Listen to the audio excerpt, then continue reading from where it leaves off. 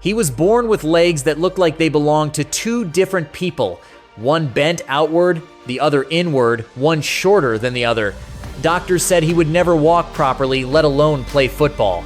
But Manuel Francisco dos Santos, the boy everyone would call Garrincha, didn't just walk, he danced. And when he danced with a ball at his feet, defenders were left humiliated, fans were left breathless, and Brazil fell in love with him long before Pelé ever touched a World Cup trophy. Yet behind the smiles, the dribbles, and the joyous runs down the right wing was a man destined for tragedy. He conquered the world in 1958 and 1962, carried a nation on his crooked legs, and became a symbol of pure, unfiltered joy in football. But fame could not save him from himself. Alcohol, broken relationships, and personal demons slowly consumed the joy of the people, turning Brazil's most beloved player into a cautionary tale. This is the story of a genius who turned disability into magic, who shone so brightly that even Pelé once said Brazil could not have won without him, and yet who ended his days forgotten, penniless, and broken. Garrincha was born on the 28th of October, 1933, in Pau Grande, a small working-class town in Rio de Janeiro. His childhood was as humble as it could get. His father was an alcoholic steelworker of indigenous and African descent, and his mother struggled to care for their large family. Manuel's legs were severely deformed from birth, one turned outward, the other inward, and the right leg was 6 centimeters shorter than the left. Children teased him mercilessly, and adults pitied him. Yet, this physical flaw would become the foundation of one of football's greatest miracles. Football in Brazil was more than just a sport, it was a social lifeline. The country was still grappling with its identity after the abolition of slavery and the influx of European immigrants. The game was seen as a stage for the poor, the black, and the marginalized to shine. Garrincha fit perfectly into this world. A working-class boy with a ball who seemed born to play for the people, not for fame. When he was a teenager, Garrincha didn't dream of glory. He worked in a textile factory, playing football for fun on the dusty fields of Pau Grande. It was there that people noticed his incredible dribbling. His legs, which doctors had declared a defect, gave him an unnatural ability to change direction unpredictably. Defenders could never guess his next move. Soon, scouts from Rio took notice, and in 1953, Botafogo signed him. This was the dawn of a golden era for Brazilian football. The country had suffered a national trauma in 1950 when they lost the World Cup final at the Maracanã to Uruguay, the infamous Maracanazo. By 1958, Brazil was desperate for redemption. A young Pelé was rising, but Garrincha was already mesmerizing fans with his joyful style. He wasn't disciplined, nor did he follow tactics. He just loved to dribble, humiliate defenders, and play with freedom, something that connected deeply with the Brazilian soul. At the 1958 World Cup in Sweden, Garrincha burst onto the global stage. While Pelé became the poster boy, Garrincha was the one who electrified crowds with his unpredictable magic on the right wing. 4 years later, in 1962, when Pelé was injured early in the tournament, it was Garrincha who carried Brazil to glory. He scored 4 goals, won both the Golden Boot and Golden Ball, and became the only player ever to achieve that double in a single World Cup. For Brazil, Garrincha wasn't just a footballer, he was Alegria do Povo, the joy of the people. But as much as he was adored on the pitch, there were signs of trouble brewing. Garrincha had never lived a disciplined life. Fame, alcohol, and women became constant parts of his world. He fathered at least 14 children with multiple women, including a scandalous relationship with singer Elza Soares. Even as Brazil celebrated him as a hero, his personal life was spiraling out of control. After the 1962 World Cup, Garrincha was at the pinnacle of world football. He was adored not only in Brazil, but across the globe. Stadiums erupted whenever he touched the ball, and even defenders admitted they were powerless against his magic. For many, he wasn't just a player. He was the embodiment of football as pure joy. Unlike Pelé, who was disciplined, marketable, and careful with his image, Garrincha remained a free spirit. He didn't train seriously, often drank before matches, and treated fame as something trivial. But glory came at a cost. His knees, already fragile from birth deformities, began to fail him. By the mid-1960s, he was undergoing surgeries that would rob him of the explosiveness that made him unique. At Botafogo, his form began to dip. The club still adored him, but whispers about his drinking problem and chaotic personal life grew louder. Garrincha didn't just have affairs, he openly flaunted them. His relationship with Elza Soares, one of Brazil's biggest singers, was a scandal that enraged conservative fans and even drew condemnation from politicians and the media. In 1966, Garrincha played his last World Cup. It was a disaster. Brazil were eliminated in the group stage, and Garrincha looked like a shadow of his former self. His once unstoppable dribbles were slower, predictable, and ineffective. The world that had once adored him now turned away. After leaving Botafogo, Garrincha's career became a sad carousel of short stints at small clubs. Financial troubles plagued him.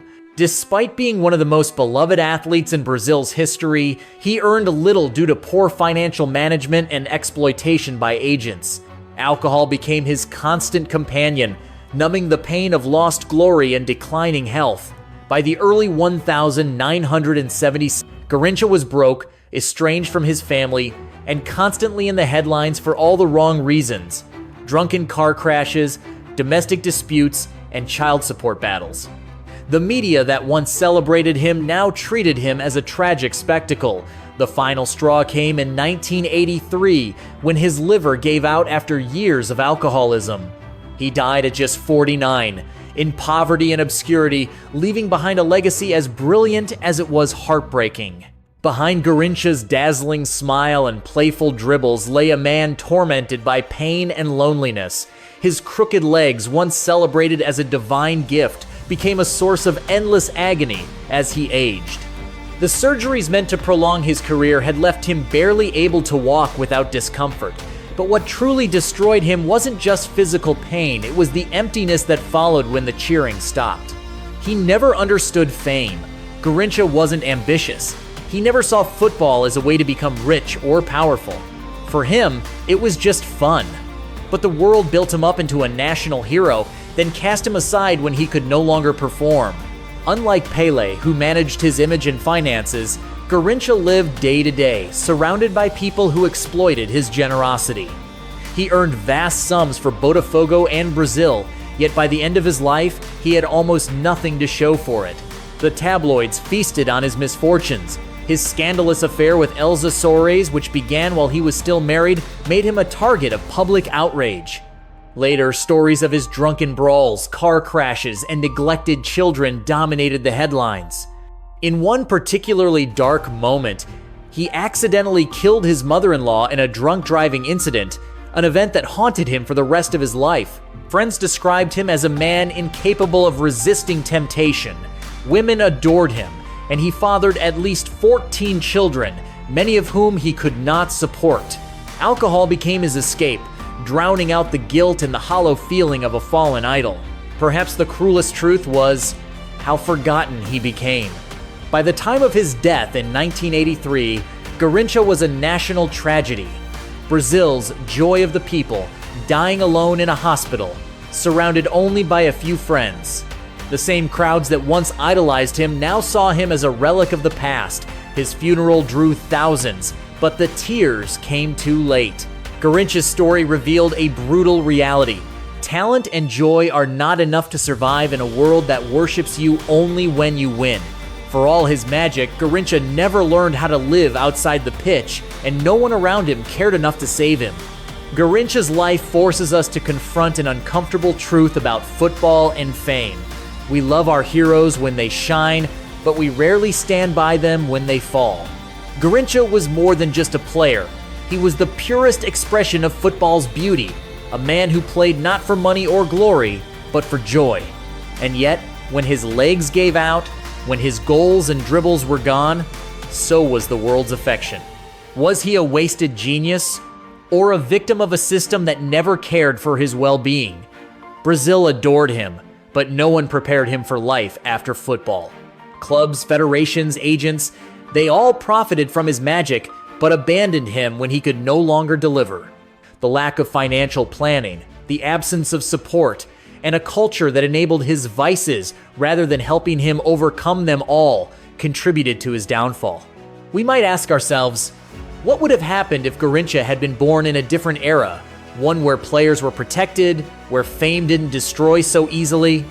Would he have been celebrated as an equal to Pelé rather than a tragic footnote? But we must also confront Garrincha's own choices. He loved excess. He loved freedom. He rejected discipline. His joy on the pitch came at the expense of any structure in his personal life. Perhaps this was both his gift and his curse, that the same free spirit that made him a legend also ensured his downfall. In the end, Garrincha's story is as much about us as it is about him. Do we create these legends only to discard them when they no longer entertain us? Did we lose him too soon, or did he lose himself long before the end? Garrincha is gone, but his magic still lingers every time a player dribbles past defenders with joy rather than calculation. He was not just a footballer, he was an artist who played as if the game belonged to the streets, as if every touch of the ball was an act of rebellion against order and structure. For Brazil, Garrincha remains Alegria do Povo, the joy of the people. His story is bittersweet, a reminder of both the beauty and the cruelty of fame. Pelé himself once said that Brazil never lost a match when both he and Garrincha played together. Yet history remembers Pelé as the king, while Garrincha became the forgotten jester, loved briefly but not protected. Today, when fans look back at black and white footage of his mesmerizing runs, they don't just see goals or assists. They see freedom, happiness, and a time when football was less about money and more about the soul of the game. His life teaches us a painful lesson. Talent alone cannot save a man from the world's demands, nor from his own demons. But perhaps that's why Garrincha's story endures. Because in his fleeting brilliance, we see the purity of sport, and in his tragic end, we see the price of neglect and excess. He has left the field, but never our memory. Some stories were never meant to be told, but now, you know.